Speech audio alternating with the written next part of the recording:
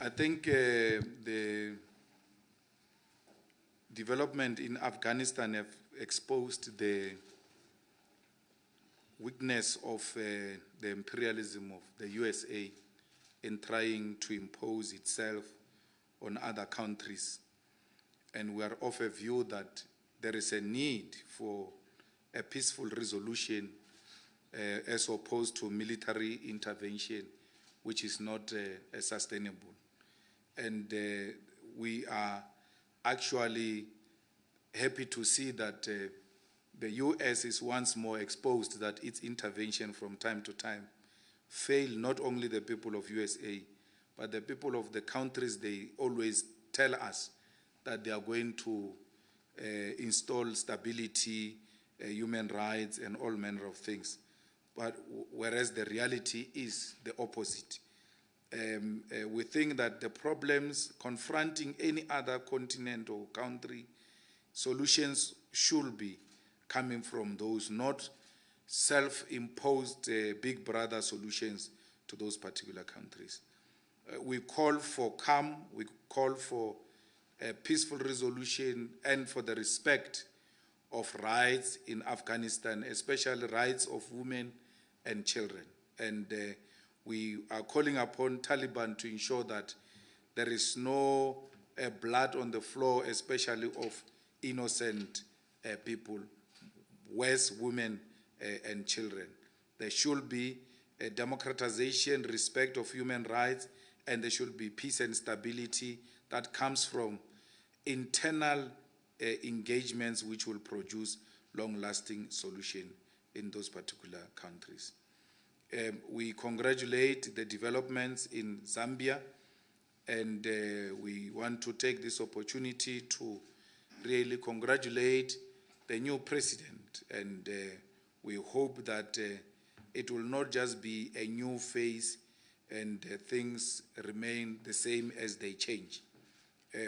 We are happy that the former president of Zambia quickly recovered from his a little bit of madness when he wanted to denounce the elections that were run under his own leadership.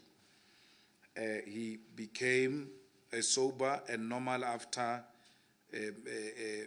accepting that the results are what they are, and therefore there's no need for him to even create doubt on the credibility of elections that were approved by all observers.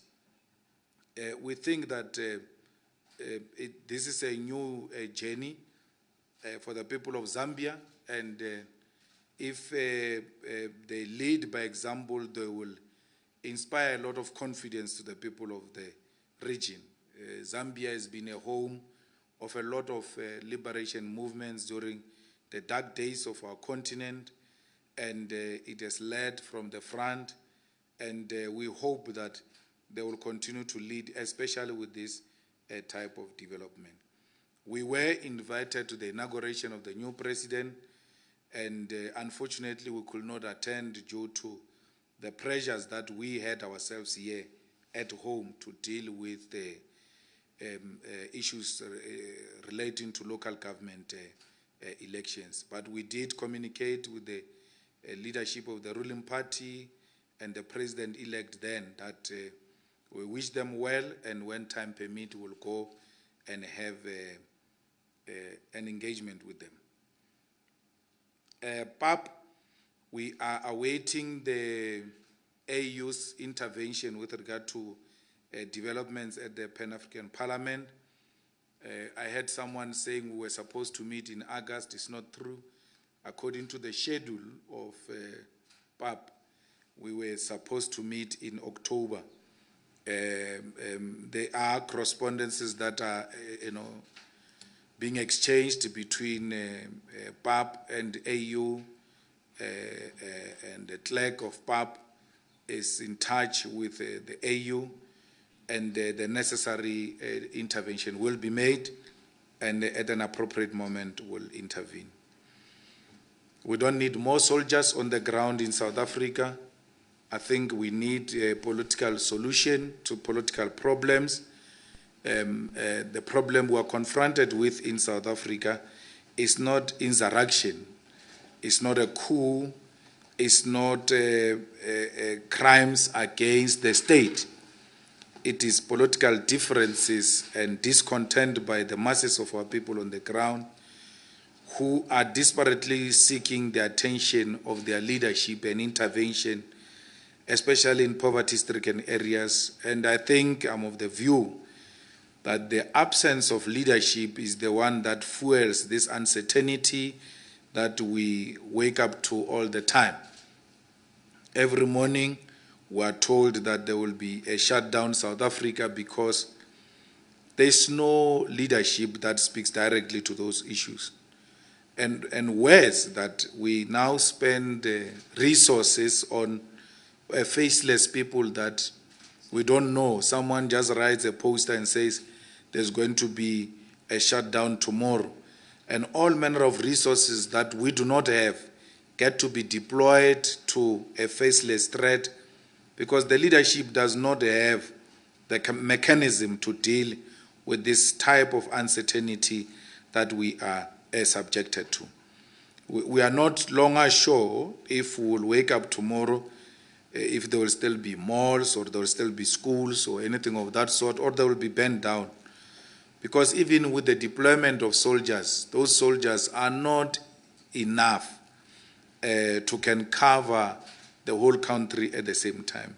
They were never designed for internal political differences and protest.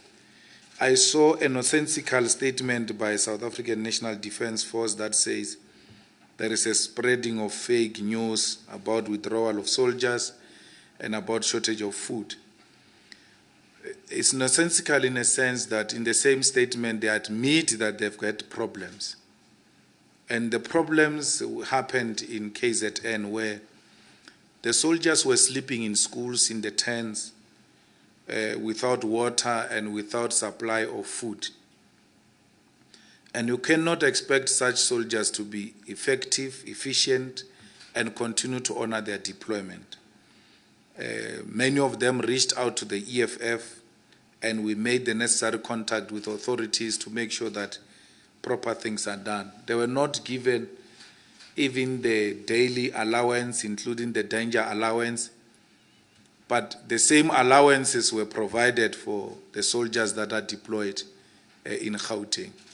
So we found that to be very unacceptable, and only when we exposed it did the South African National Defence Force start acting on those matters.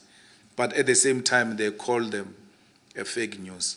It's an absolute rubbish that this government think it can just intimidate people like that, including intimidating us. We'll never be intimidated by this nonsensical government of Cyril Ramaphosa, which says the truth is fake news. They are subjecting us to militarization. They are subjecting us to a police state where we cannot speak freely. A young man was arrested at a bus station here in Johannesburg for carrying Zuma's T-shirt. He stayed in jail from Friday and then he got released on Monday morning. What do you call that? Since when is it a crime to carry Zuma's T-shirt? You allow that nonsense. It's going to start with Zuma's supporters. It will go to the EFF supporters. They will say, we found this person in EFF T-shirts, with EFF T-shirts, therefore he must be arrested. It's an absolute rubbish that must be stopped with immediate effect. It's going to start with Zuma, it's coming to all of us. We have nothing to do with Zuma. People who want to support Zuma, they must do it freely, without any form of intimidation. They must do so within the confines of the Constitution of the Republic of South Africa. They've got a right to do so. Cyril has got no right to stop anyone from supporting anyone, including Zuma. So anyone, whether that is madness or not, people have got a right to be mad. No one can stop them from supporting anyone. So Zuma's supporters must be protected. You know, we're being hypnotized here about Zuma all the time. When there are serious issues of unemployment, you just see the headline being Jacob Zuma Foundation is asking for donations. What do you think about that? Why should we comment about a person who's asking for donations? Because donations are voluntary. It's not like there is a national government instruction that we must donate to Zuma.